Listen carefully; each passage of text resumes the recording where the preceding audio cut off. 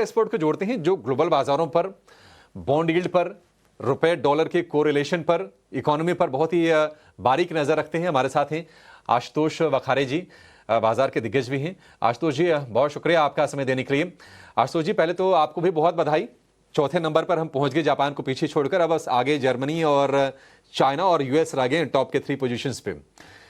इसके इंप्लीकेशंस क्या देख रहे हैं इकोनॉमी को लेकर? हमारा सेंटिमेंट तो बूस्ट कर रही है, और किस तरह से फायदा होगा, जरा वो बताइए आप।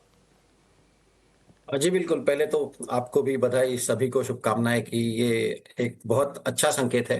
देखिए, महत्वपूर्ण क्या है कि हम एक रीजनल कॉन्फ्लिक्ट से हम अभी बाहर आए हैं। और टिपिकली ये देखा गया है कि जब युद्ध का वातावरण होता है तो उसके बाद जो अर्थव्यवस्था है उसमें महंगाई बढ़ जाती है, ब्याज दरें बढ़ जाती है, ऐसी सब बातें होती है। रशिया का उदाहरण है, मिडिल ईस्ट का उदाहरण है। तो इसके विपरीत जब आप एक युद्ध की परिस्थिति से आने के बाद भी आपकी ब्याज दरें भी नीचे जा रही है और आपका रुपया भी जब सशक्त हो रहा है, तो हम चौथे क्रमांक पर आए, ये जितना महत्वपूर्ण है उससे अधिक ये महत्वपूर्ण है कि हम किन परिस्थितियों में से निकलकर वहां पे आए हैं। और मुझे ये, क्योंकि रुपए में तेजी आना, अगर मैं मेरे देश के ब्याज दर बढ़ा दूं कि भैया बाकी जगह पे तुमको 5% मिल रहा है, मेरे यहाँ पे तुमको 7% मिलेंगे, तो कोई भी आ जाएगा मेरे देश में।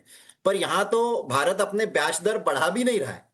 और भारत ब्याज दर बढ़ाने के न बढ़ाने के बाद भी पैसा चल के भारत में आ रहा है। ऐसे परिस्थिति में जब हमारे सभी सांसद पूरे विश्व में भारत की बात रखने जा रहे हैं, ऐसे परिस्थिति में यह हो रहा है, इसका बहुत महत्वपूर्ण है, ये मैं समझता हूं।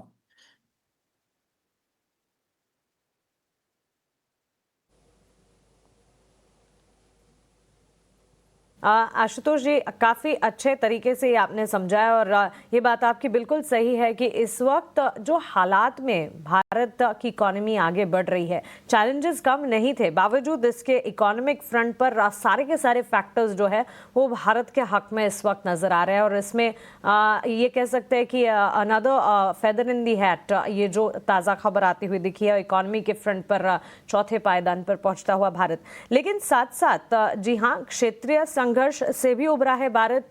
जियोपॉलिटिकल टेंशन, पिछले दिनों इंडिया पाकिस्तान का बड़ा टेंशन भी, और उस टेंशन पे भी कड़ा जवाब दिया है भारत ने। लेकिन इन सारी चीज़ों के साथ साथ करेंसी के फ्लक्चुएशंस, बॉन्ड यील्ड के सिनेरियोज काफ़ी इंपॉर्टेंट हो जाते हैं और ये भी काफ़ी हद तक डायरेक्ट करते हैं मार्केट्स को। इस पर आपका टेक क्या होगा? जी बिल्कुल। आप अगर देखिए, ये तो ठीक है, कल ये नंबर्स आए कि हम चौथी अर्थव्यवस्था बन गए। पर अगर आप आरबीआई की बुलेटिन देखेंगे जो पिछले सप्ताह आई थी, आरबीआई की बुलेटिन में ये सारी बातें आरबीआई ने एक एक करके बताई थी कि पिछले कई दिनों से, और ये हमने भी, जब हम भी पिछले बार बात किए थे, हमने यही बात कही थी कि हमारी जो अर्थव्यवस्था में जो ब्याज की दरें हैं वो धीरे धीरे नीचे आ रही है। और इसका अर्थ ये होता है कि आपके देश में महंगाई का डर नहीं है। अब देखिए, ब्याज की दरें नीचे आने से क्या होता है कि सरकार को जो कर्जा, हमारी सरकार जो फिस्कल डेफिसिट लेती है, सरकार को जो कर्जा लेना होता है वो कर्जा का ब्याज दर कम हो जाता है। जब सरकार का ब्याज दर कम हो जाता है तो पर्याय से अभी इस पे अगला स्टेप ये होता है कि जो कॉर्पोरेट्स होते हैं, जो ट्रिपल ए रेटेड है, फिर डबल ए रेटेड है, यानी कि जो अच्छे अच्छे कॉर्पोरेट्स हैं, वो कल तक अगर मान के चलिए 8 या 9% से पैसा ले रहे थे, तो आज उनको भी 7 या 6% से पैसा मिलता है। यानी हर एक क्षेत्र में कॉस्ट ऑफ फंड कम हो जाता है। मुझे अगर घर लेना था तो 8% पे या 10% पे लोन लेने की बजाय अब मुझे 7 या 6% पे मिलेगा। तो एक ये होता है। और ये आरबीआई के बुलेटिन में ये सारी बातें उन्होंने डेटा के साथ दी है। मुझे आपको वो उतने नंबर्स यहाँ पे बता के अर्थ नहीं है। पर आप देखिए यहाँ पे क्या हो जाता है कि चाहे आप कर्ज लेना चाहते हो, कर्जदार हो, चाहे आप फिक्स डिपॉजिट में डालना चाहते हो, ये सभी यहाँ पे आपको एक फायदा इसलिए हो सकता है। जैसे अगर आप हाउसिंग लोन लेते हैं और आपकी ब्याज दरें धीरे धीरे फ्लोटिंग रेट में अगर आप नीचे जाते हैं तो आपको उसका लाभ मिलता है।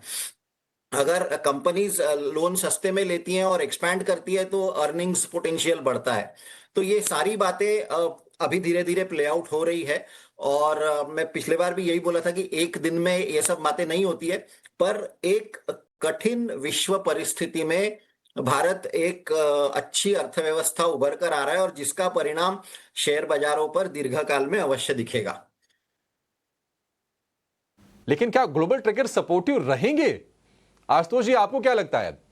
ये ट्रंप पर में मतलब मैं क्या, कोई भी यकीन नहीं करता होगा कि कब क्या कहेंगे, क्या करेंगे।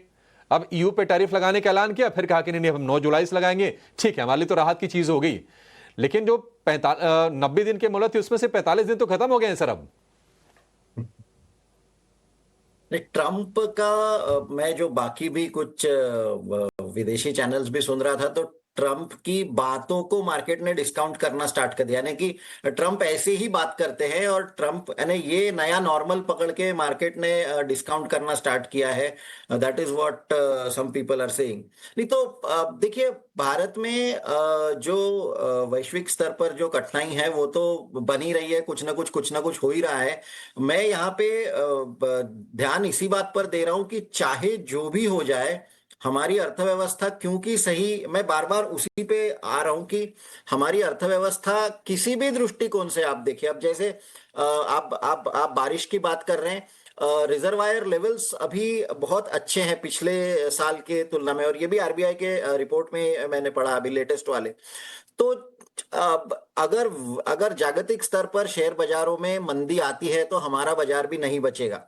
पर जो एक बहुत अच्छी बात हो रही है, जो कि कुछ दिन पहले उदय कोटक जी ने भी जो बात कही कि क्या भारत की ब्याज दरें अमेरिका की ब्याज दरों से नीचे आ जाएगी, अगर ये होता है। अब जैसे जापान से हम ऊपर चले गए, तो कल तो कोई जीडीपी का डेटा नहीं आया था, फिर कल क्यों हम ऊपर गए? तो ये इसलिए हुआ क्योंकि रुपए का जो भाव है वो कम ज्यादा होते रहता है, और अभी क्योंकि यहाँ पे रुपया मजबूती दिखा रहा है, रुपया स्ट्रेंथ दिखा रहा है, तो आगे चल के भी ये तो होते ही रहेगा कि ट्रंप ने चाहे जो भी बोला हो, अगर भारत की अर्थव्यवस्था सही रहती है, अगर भारत की अर्थव्यवस्था ग्रो करती है, तो डेफिनेटली विश्व भर का पैसा भारत में आएगा और जिसके कारण अपने शेयर बाजारों में फिर बाद में उस तरह का लाभ दिखेगा। और आरबीआई का डिविडेंड आपने पूछा, तो again that is a big positive, क्योंकि उससे बोरोइंग कम हो जाती है। अगर रेवेन्यू बढ़ता है गवर्नमेंट का, और फिर वो पूरी पॉजिटिव कैपेक्स साइकिल जो आपने बात कही, तो अगर बोरोइंग कम होता है तो that is also a good sign. जहां पे बाकी सारे देशों में कर्जे लिए जा रहे हैं और डेट अनसस्टेनेबल है, वहां पे भारत अपनी अर्थव्यवस्था सही कर रहा है, जिसी के कारण तो अपना ब्याज दरें कम हो रही है। तो ये भी एक बहुत बड़ा पॉजिटिव है।